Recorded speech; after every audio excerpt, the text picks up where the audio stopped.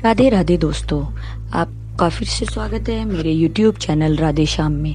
आज हम आपको मृत्यु की पराजय, ये एक नई किताब है, नया एक ग्रंथ है, उसको सुनाएंगे जिसमें आप नई नई चीज़ें सीखेंगे।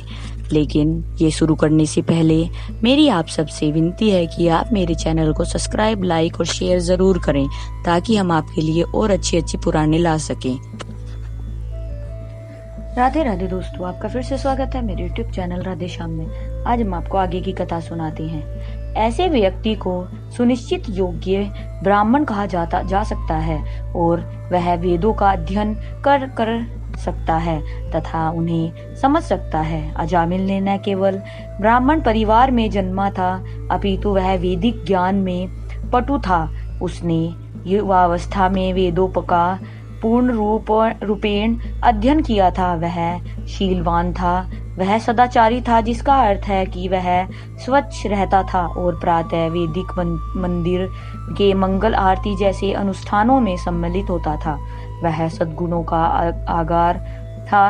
हम भी सदाचारी बन सकते हैं यदि हम नियम पूर्वक भक्ति का अध्ययन करें, उसमें मंगल आरती में प्रतिदिन उपस्थित रहना तथा हरे कृष्ण मंत्र की 16 मालाओं का जप करना सम्मिलित है। इन अभ्यासों से धीरे धीरे हमारे भौतिक कल्मश दूर हो जाएंगे। गुरु से दीक्षा ग्रहण करने पर इन आध्यात्मिक कार्यों को प्रतिदिन संपन्न करने का व्रत लेना पड़ता है। यहाँ तक कि वृंदावन के षड गोस्वामी जी भी की जो मुक्त जीव थे, महामंत्र का अनेक बार नियम पूर्वक नित्य प्रतिदिन कीर्तन करते थे और आचार्य विग्रह तथा भक्तों को नमस्कार करना कभी नहीं भूलते थे। रघुनाथ दास गोस्वामी तो प्रतिदिन अनेक बार दंडवत करते थे। ये कार्य सूचित करते हैं कि ये गोस्वामी धृतव्रत थे। हम दृढ़ संकल्प के साथ तपस्या किए बिना ईश्वर तक नहीं पहुंच सकते। जो व्यक्ति आध्यात्मिक उन्नति करने के प्रति गंभीर रहता है, उसे इन सारे विधि विधानों को मानना पड़ता है। अजामिल का समस्त ब्राह्मण गुण विद्वान थे और वह समस्त आवश्यक मंत्र तथा यथा गायत्री मंत्र तथा हरे कृष्ण महामंत्र जानता था। यही नहीं, वह सदैव अपने गुरु की सेवा करता था। ब्राह्मण का यह सर्वप्रथम गुण है। वैदिक काल में प्रत्येक उच्च जाति का परिवार स्नान करने तथा वैदिक मंत्रों का उच्चारण करने के लिए प्रातः काल अग्नि यज्ञ करता था। अग्नि निरंतर जलती रहती थी। वे अग्नि को गुरु को और परिवार के समस्त गुरुजनों को तर्पण देते थे। इस तरह वे अपने माता पिता तथा गुरु को प्रतिदिन नमस्कार करते थे। आजकल ऐसा नहीं किया जाता, किंतु वैदिक प्रणाली में यह तो प्रतिदिन का पहला कार्य था। गुरुजनों को आदर करने का सबसे उत्कृष्ट उदाहरण युधिष्ठिर महाराज हैं। कुरुक्षेत्र के युद्ध के बाद युधिष्ठिर तथा उनके चारों भाई प्रतिदिन अपने ताऊ धृतराष्ट्र को नमस्कार किया करते थे। धृतराष्ट्र ने पांडवों को विनष्ट करने के लिए अनेक षड्यंत्र रचे थे और अंत में उन पर युद्ध घोषित कर दिया था, किंतु इसका परिणाम यह हुआ कि उसके 100 पुत्र मारे गए। युद्ध हार जाने के बाद भी उसने अपने भाई पांडव के पुत्रों का स्वागत करने से इनकार कर दिया। यह राजा युधिष्ठिर का महान अपमान था।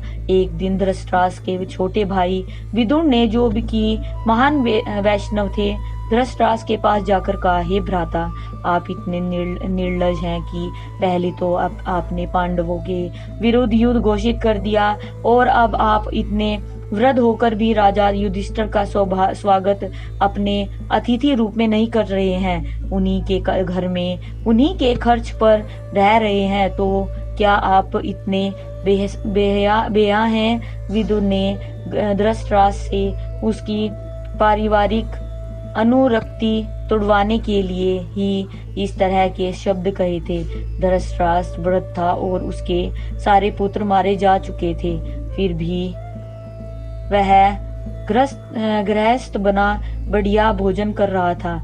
इसी से हम समझ सकते हैं कि पारिवारिक अनुरक्त अत्यंत प्रबल होती है। विदुर ने धृतराष्ट्र को फटकारा, आपको कफ निकल रहा है और आपका यकृ कमजोर है क्योंकि आप वृद्ध हैं। आपको शीघ्र ही मरना है, फिर भी आप कुत्ते की तरह अपने आसन से चिपके हुए हैं। क्या आप में एक कुत्ते जैसे निर्लजता है जो सदा स्वामी के टुकड़े के लिए प्रतीक्षा करता रहता है। विदुर के कटु वचन सुनकर धृतराष्ट्र का कठोर हृदय पसीजा और उसने उत्तर दिया, हाँ भाई विदुर, तुम मुझे बताओ कि मैं क्या करूं। विदुर ने कहा, मेरे साथ तुरंत जंगल चले, अपने शेष दिन कृष्ण भावनामृत में लगाए, आप मेरे साथ आए।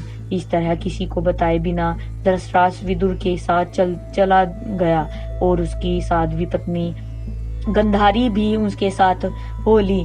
वे दोनों अपना जीवन भगवान का ध्यान करने में बिताने के लिए जंगल चले गए। प्रातःकाल जब यह राजा युधिष्ठिर नमस्कार करने आए और देखा कि उसके ताऊ नहीं है तो वे यह सोचकर कि धृतराष्ट्र अत्यंत बूढ़े हैं चिंतित हो उठे।